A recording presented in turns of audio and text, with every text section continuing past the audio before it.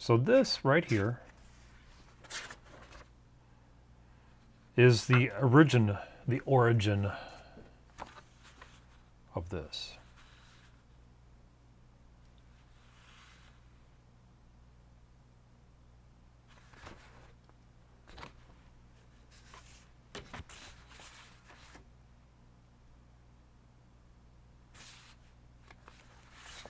It's interesting, you find out how some stories come about. You go to the theater and you watch this movie and it's crazy and it's great and it's awesome and it's wonderful and it's a memorable movie, and you're going to sit there and remember it, and then you're going to wait for the day it comes out on streaming, or you buy the DVD if you're as old as I am, and you're looking forward to it, and then you realize the story is 40 or 50 years old, that it's inspired by a short story that was written in the 40s or the 50s or the 60s, or it was a script that was, the rights of the script was bought out in the 70s or the 80s, and it sat in limbo forever on one producer's desk or another producer's desk. Big plans, big hopes and dreams. Of course, that's not really that big of a deal these days, because everything is a remake of everything, which is a remake of everything, which is a remake of everything. No one seems to either be interested in making original content when it comes to the big screen, or they don't seem...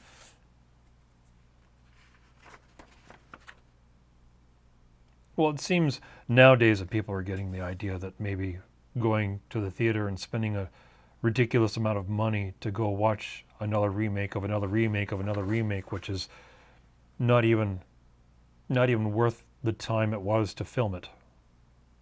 Because it seems like a lot of movies these days are losing money, and probably for good reason. Anyway, it's interesting to find out how some things have their start. It was 2018, I gotten off of work. I went and bought myself a cheap Walmart sketchbook. You can tell it's got some mileage on it. And I got some Sharpies, some regular plain Jane Sharpies, and some fine point Sharpies. And I was going to sit down and do a comic book page a day. The issue was, in the last 8 to 6 months, I had spent time concentrating entirely on a novel, finishing the first draft of a novel. 500 or 600 pages, I think it's 80, 90, not quite 100,000 words, the first draft. And after Dad passed away in 2015, and dealing with his estate and all that, it was about 2016 where I started doing some heavy writing, and it was the fall of 2016, or was it the spring? Time flies when you're having fun. I bashed out a 380-page first draft science fiction novel. I just sat down after work with a laptop and just hammered out pages. I was doing 5,000 to 8,000 words every other day, easy. And then I would do a bunch of drawing. And then I started this novel. I won't get into the novel, it's not important right here. What is important here is that I would do writing, but I wouldn't do any drawing. I would do drawing, but I wouldn't do any writing. And as I worked on this novel, it was 8 to 6 months, 6 to 8 months. I hadn't done any drawing or sketching at all. Not one bit. And I'd been drawing pretty much every day since I was 18 months old. So this idea that I'd spent 8 to 6 months not doing any drawing was kind of jarring. You know, I'm not in my 20s anymore. You know, if you don't use a talent or use an ability or use a skill, eventually the skill goes away. And so I was kind of concerned about this. I was very, very much concerned. So I can't remember where I posted this on my Instagram. I can't remember. I'll look it up later on. But that was the day that I wrote this page. And it wasn't, there was no big, huge plan. There was no ulterior motive. It was just some kind of weird sci-fi monster thing. And I think it was after this page or this page where my mind started to go, well, what is this? Why are you drawing this? What's the meaning behind this? Why are these characters here? Why are they saying this? Human beings have not stepped on this planet for nearly 500 years. People left a lot of garbage and baggage behind. Something was bound to come of it. It's kind of like an automatic drawing or some kind of automatic random story generating thing.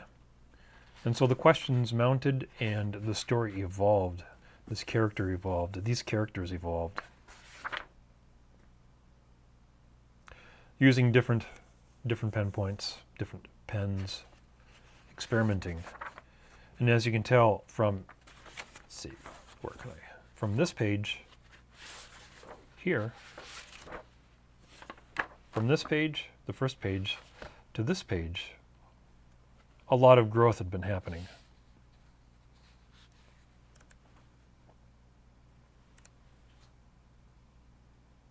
And the story evolves, and it grows, and it evolves, and it grows.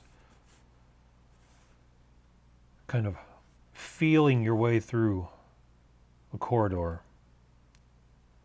You can just barely make out the things in front of you, but you can't help but trip. The original idea for the spaceship.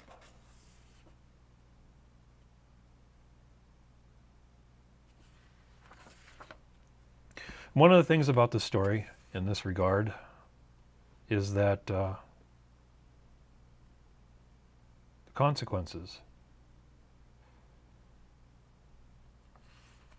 What kind of society or culture would we have if no one suffered the consequences of their actions? And if you think about it, of all the things that we do on a daily basis, the one underlying consequence of everything we do is mortality. If we do this, we could die. If we do that, we shorten our lives. What if that's how much of society and how much of culture is geared toward the notion of mortality? And what if you become a race of human beings who don't die, who can't be killed? That's one of the things that frozen in your spacesuit, airless and aware, clear-minded, no sensation, no sound, you can't move, can't see. Frozen in space. They've been ejected from the spaceship, and they're floating around the spaceship in this one story, and they're frozen solid, but they're not dead. And they thaw out. And it's not like they're unconscious when they're frozen in this story. They're not. They're fully aware of being frozen, conscious of it.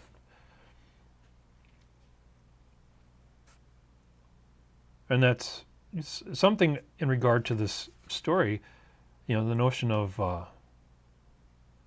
if you didn't die,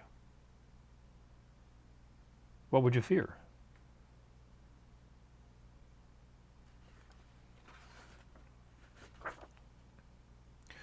Now, in some of these, you notice the fellows with the goggles here and here.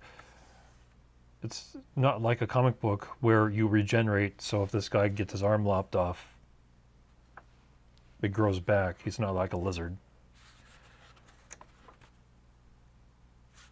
And that's one of the things that will show up in the story, is that the gentleman with the goggles, it's because their eyes have been replaced, because fundamental injuries, regardless of their lack of mortality, that they can't be killed,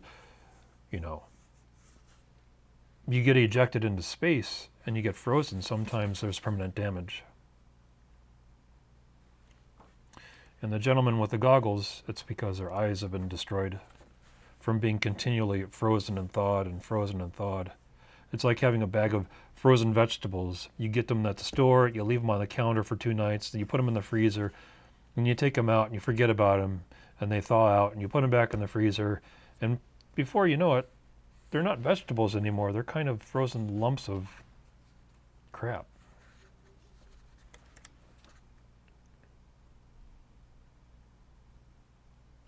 But yeah, this is how this story started.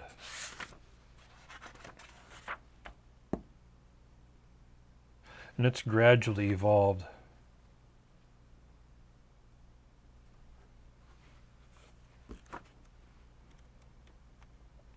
Some pages have a pretty decent composition, a decent flow. Some of them you're kind of like, if these were drawn better, it might work out slightly better. But again, it's just a sketchbook, just hammering out the ideas.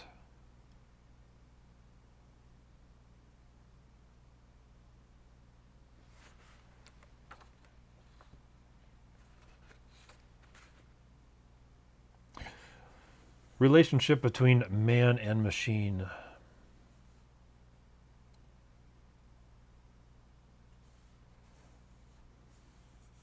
It's their personal conveyance, their personal vehicle. They're like little thrones with an arm attached to do their bidding.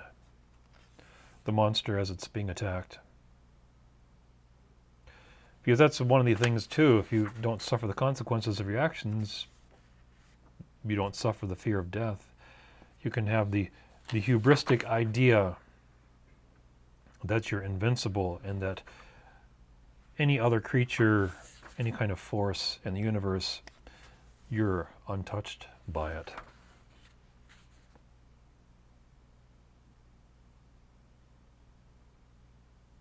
When you think about it, in a long stretch of history, humanity has had that, where advanced cultures would roll in, and they would seem invincible, godlike, to the more primitive cultures.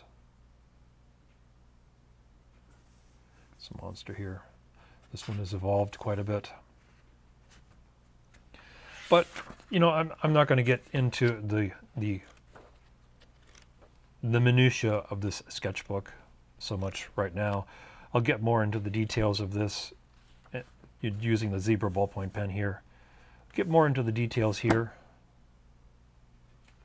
as I work on these.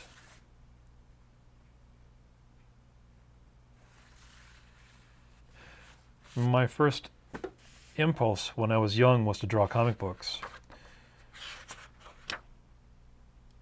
And I got away from it. And this whole intent here was to do writing and drawing at the same time. So rather than spending a whole long period of time doing writing and no drawing, and then a whole period of time doing drawing and no writing, you know, there has to be like, you know, an in-between. And this is what this was intended to be, a kind of in-between, between writing and drawing.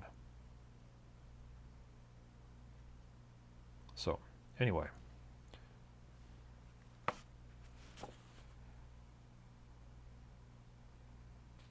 More to follow, obviously. This is a big project. A lot of different stories, a lot of different characters, a lot of different opportunities, and a lot of big things coming. But anyway, thanks for watching.